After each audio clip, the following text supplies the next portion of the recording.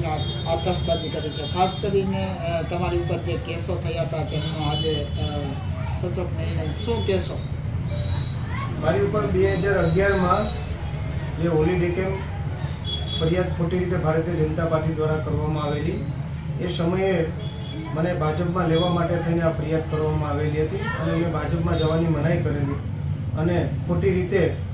સરકાર એમની હોવાના કારણે ભારતીય જનતા પાર્ટીના લોકો આગેવાનો દ્વારા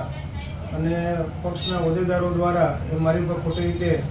ચોરવાડ શહેરમાં ફરિયાદ કરવામાં આવેલી હતી અને એ ફરિયાદના આધાર ઉપર માળિયા કોર્ટે મને 6 મહિનાની સજા ચેપ્ટર કેસ ઉપર કરવામાં આવેલી હતી અને એ કેસને અમે સેશન કોર્ટ કેશોદમાં તે અપીલ માટે જયેલા। ત્યાં મને જામીન પણ આપેલા કે જ્યાં સુધી આમનો ચુકાદો ન આવે ત્યાં સુધી નવો ચુકાદો ન આવે ત્યાં સુધી આમાં કંઈ આગળ કાર્યવાહી ન થઈ શકે અને આજે એ કેસ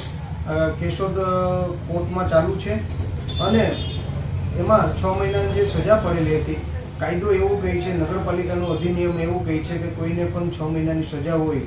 તો એ નગરપાલિકાની ચૂંટણી ન લડી શકે, તાલુકા પંચાયત ન લડી શકે, જિલ્લા પંચાયત ન લડી શકે, અથવા કે તે નગરપાલિકાનો સભ્ય હોય, નગરપાલિકાનો પ્રમુખ હોય કે તાલુકા પંચાયતનો પ્રમુખ હોય કે જિલ્લા પંચાયતનો પ્રમુખ હોય તો તે હોદ્દાઓ તેમના હોદ્દાઓ પરથી દૂર કરવામાં જ્યાં સુધી સ્ટે ન મળે ત્યાં સુધી। એટલે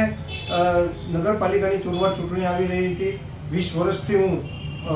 ત્યાં નગરપાલિકાના 3જા વોર્ડમાં લોકો મને ચૂંટાઈને મોકલે છે અને હું સભ્ય તરીકે પણ છું અને પ્રમુખ તરીકે પણ ચોરવાડ વિસ્તારના લોકોએ મને સેવા કરવાનો મોકો આપેલો અને ચોરવાડના વિસ્તારના લોકો ઈચ્છતા હતા કે ફરી હું ચૂંટણી લડું, એના માટે થઈ અને મેં સેશન કોર્ટમાં કેશોદ સ્ટે માટેની અપીલ કરી, ફરી ચૂંટણી લડવા માટેની અપીલ કરી। આ ચૂંટણીમાં મારા વકીલ તરીકે હાઈકોર્ટના વકીલ BM મંગુકે સાહેબ, વકીલ બેલાબેન પ્રજાપતિ, દેવલભાઈ, ડાભી કાકા,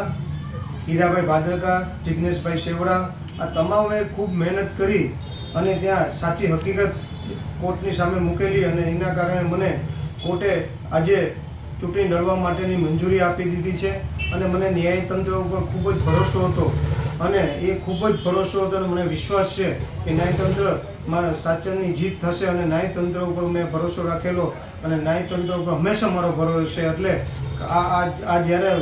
ચોરવાડ શહેરના લોકોને ખ્યાલ પડી, કારણ કે ઈચ્છતા હતા, એ ખૂબ આવતા કે તમારે તો ચૂંટણી લડવી પડશે અને લોકોની ઈચ્છા હતી, ચોરવાડ શહેરના લોકોની ઈચ્છા હતી અને એ માટે કોંગ્રેસ સમિતિ અને ચોરવાડ શહેરના તમામ આગેવાનો દ્વારા